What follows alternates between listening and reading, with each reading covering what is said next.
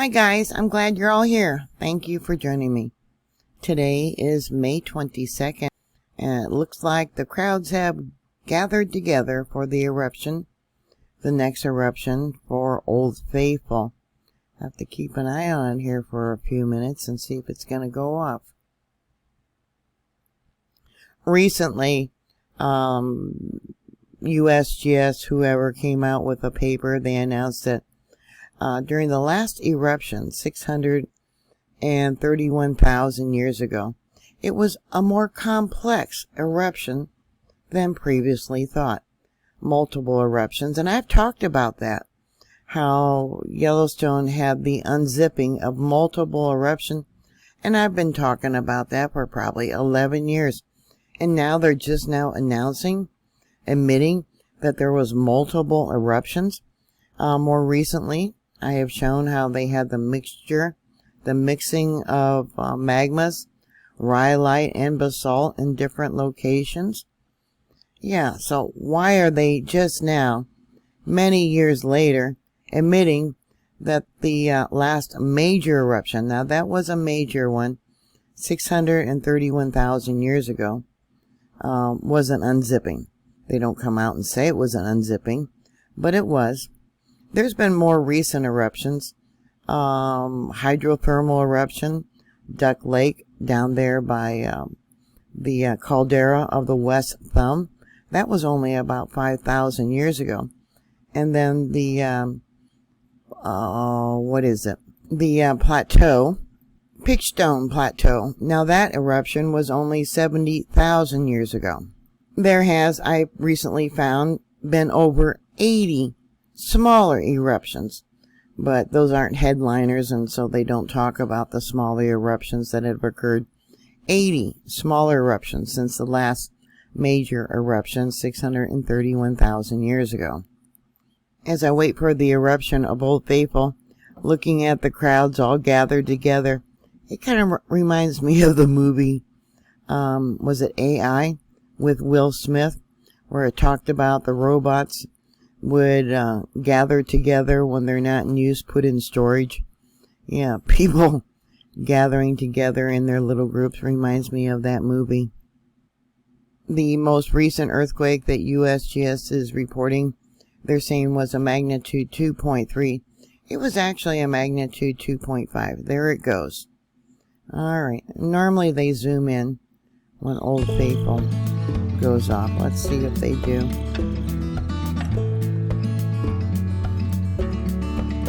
Got some birds flying around there. Wonder if it'll be a long or short eruption.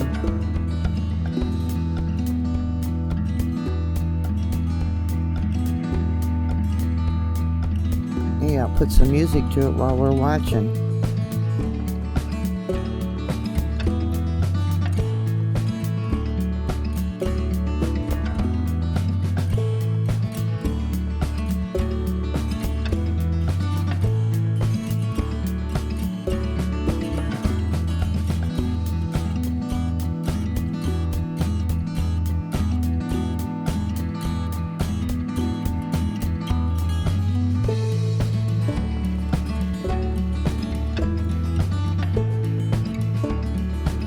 Pitchstone Plateau was probably one of the last documented lava flows there in the park, even though there's been documented lava flows that even Native Americans talk about that occurred just 10,000 years ago along the Snake River Plateau. Yeah, and a lot of people believe the old BS, how Yellowstone is dead. Well, if it was dead, we would not have the geysers eruption or the hot pools boiling, things like that. Let's see if they zoom in.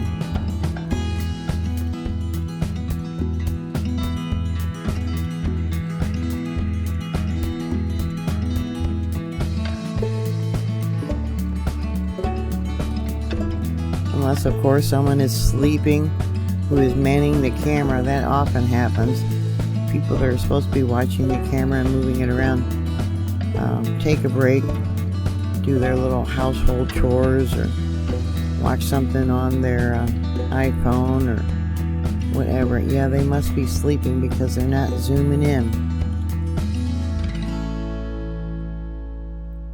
Maybe someone will send them a text message and say, hey, wake up, Old Faithful's going off.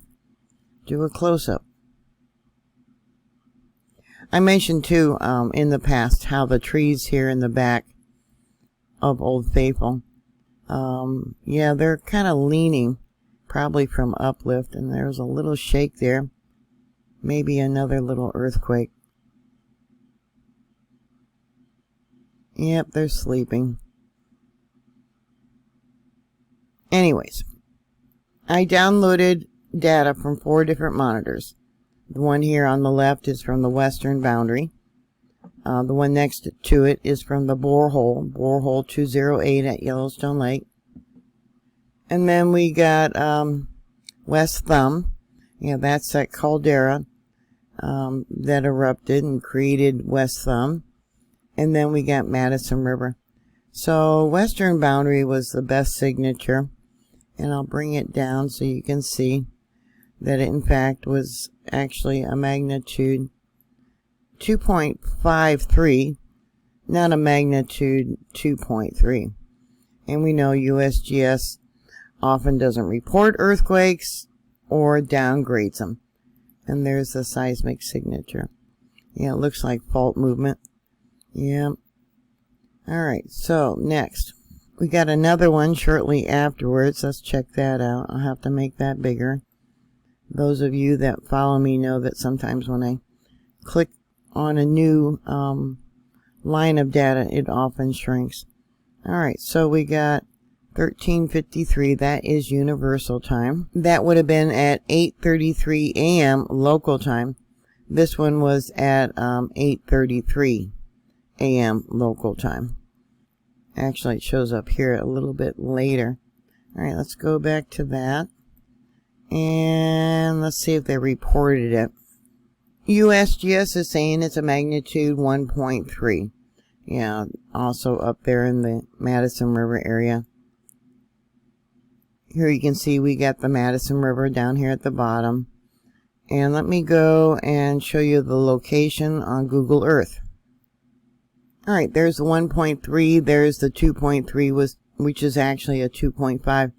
Another thing that was interesting about this paper, they said when it had its last major eruption, the magma was about at the same depth as what it is currently now. And as you know, we got pockets of melt that are only about 600 feet below the surface where people are walking. So this is close to the Grizzly Lake Fault that I call it. So this earthquake comes in as a magnitude 1.70. Yeah, not a 1.3. And we'll go to the seismic signature again. Yep. The ground is getting really brittle as the ground rises up. They claim that it's because of the water that's melting, percolating down into the ground. Yeah. And it happens every year at this time of the year, which you and me probably do not agree with. It's recharging for another eruption. The next one they're reporting is at 10:23. It's probably this one right here. Right there. This is from the borehole at Yellowstone Lake. All I see is a little popping there going on, and then we got some other stuff going on there. They did not report this one at 10:43, which would have been at 5:43 Central Daylight Time. It comes in as a magnitude 1.20. Now again, this is the borehole for Yellowstone Lake. It's a very deep well under the ground, so it does not pick up anything other than what happens there at the borehole. Then we got another one at 11:37. So that would have been at 6:37 a.m. Not being reported. It's a small microquake, a magnitude 1.19. And then we got another one right there. Let's take a look at the seismic signature. Yeah, that is what they consider a long earthquake, tectonic in movement. And that comes in as a magnitude 1.62. Up above you can see we got 4 that are marked in red. We got one there at 520 universal. Also not being reported. That comes in as a magnitude 1.35. Alright, then we got another one at 620, and it comes in as a magnitude 1.41. And we got another small one right there at 1005 universal, and that comes in as a magnitude 1.06. Those 3 are not being reported. They should have been because this is a borehole. Alright, let's bring it up and see what else we got here in red. Nothing. Okay. Those of you that follow me will understand that sometimes there's earthquakes around the world that shakes up Yellowstone. This earthquake right here, this is the western boundary. We got the borehole for Yellowstone Lake, Little West Thumb, and then the Madison River. This is that 5.5 earthquake that they had off the coast of Oregon, Petrolia, Oregon. Let's make that bigger. Right there. And you can see how it shook up the caldera. It's very deep because it came from a great ways away. Yeah, it brought up hot water and gases as it shook. And we'll take a look at the seismic signature. Yeah, it sloshed the magma. See that? These are long and narrow. These would be considered volcanic earthquakes. Yeah, it sloshed the magma there at Yellowstone when they had that earthquake yesterday off of Oregon. I did do a report on that, and it was shallow. It was only 6.2 miles in depth. So yeah, rather surprising how these earthquakes are affecting Yellowstone. And that's only because it's gearing up for another eruption. You can see up here, let's close this out, how it just rattled on for quite a while. Let's go back to the seismic signature. Yeah, it just rattled and rattled and rattled and shook and shook. Let's look at the spectrogram. Yeah, see the lines of melt? Yeah. Again, this is the western boundary, which is down. Let me show you for those of you that might be new. Alright, here we have Hedgen Lake. We got Highway 191. And this is the location. I don't have it. It's probably down over here. Let me bring it down. This is a GPS station right there. Okay. So it's probably down in here. That's the location. Hedgen Lake again. This is the Madison River area. And this is the western entrance from Google Earth. We'll exit the street view so you can see. Okay. We'll put it back to north. Keep everything all straightened out.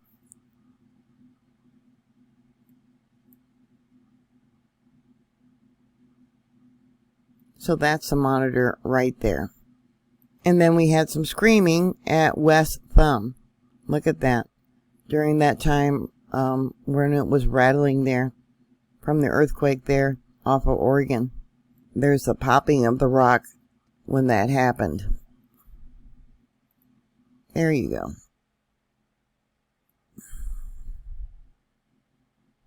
Not surprising, when this caldera erupted about 150,000 years ago. This is actually probably deeper than Yellowstone Lake, but it created fracture rings throughout this location when it blew. And again, there's Duck Lake. That was formed about 5,000 years ago from a hydrothermal eruption. But there's lots of fracture rings along here. And this is also close to the area of Grant. When West Thumb erupted, its explosion was probably a volcanic eruption intensity, let's see, of 6.0 probably. It was 11 times greater than when Krakatoa erupted. This formation is probably about the same size as Crater Lake in Oregon, if you guys are lucky enough to go there. And that's something quite amazing to see. Yeah, when it blew and created West Thumb, 1883, I believe, Krakatoa eruption was. You guys would probably know the exact date, but it was 11 times greater than the Krakatoa eruption. Threw out rock and debris, I want to say about 45,000 miles up into the air, and then threw out the rock and all kinds of pyroclastic flows when that one was created. So when I see things like this occurring there, and this is West Thumb, yeah, screaming, yeah, the magma is still down there. That's why we got different hot pools there at West Thumb, and some geysers and things like that. That little popping of the ground, it is marked in red. And then we had some more activity. Slow moving, long moving earthquakes. You can see it brought up more magma a little bit later. And this is what it was showing when I pulled the files, probably a good hour ago, my time. It's currently 12:49 p.m. Central Daylight Time, and I'm just going to go through these here. See what we can see. But that's probably the only screaming that I see. Yeah, we do have blobs of magma coming in. Now, at about the same time at the monitor for the borehole for Yellowstone Lake, which is by the fishing bridge, this is what it was showing. You can see all the hot water coming up. Yeah. Let's go back to the spectrogram. You got a little... Is that there? Try and find it. There's something marked in red here. Alright, so that's the borehole at the fishing bridge. And this is what it was showing when I pulled the files. We'll come over a little bit. Yeah, it's hot down there. Let's go back over here. And we'll go there. And then we'll go there. And we'll go there. And there. So those of you that have followed me, or you can just go back and look at some of my other videos. When the Yellowstone started its eruption, it did its counterclockwise eruption.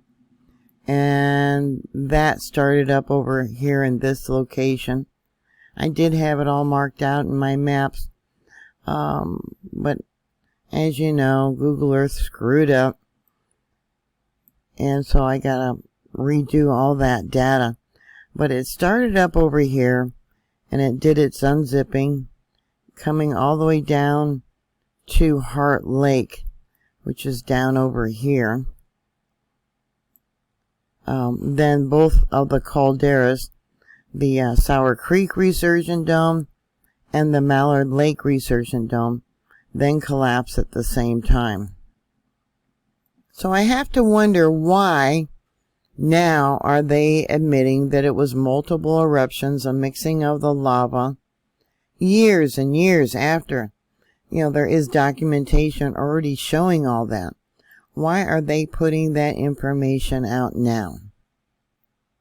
Maybe getting people more mentally prepared for an eruption when it does happen there at Yellowstone? What do you think about all that? So thank you for watching. And as always, please like, share, and subscribe. Always be prepared for any type of disaster. Yeah, if this thing went off, things will not be growing.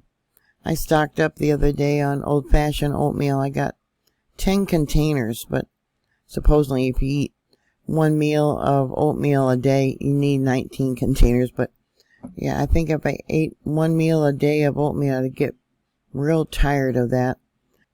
A person for a year of fruits and vegetables, you would need 19 cases of each for an entire year. So if you want to calculate how much food you would need for a year, let's just say we have a year with no summer and nothing's growing, or nothing grows for many years. Or if there was a disruption with our shipping for our food for several years, how much food you would need to stockpile. Yeah, and don't forget the pets. So what are your thoughts? Put your comments down below. Thank you again for watching. Please like, share, and subscribe. And I will talk to you later. God bless you. Bye.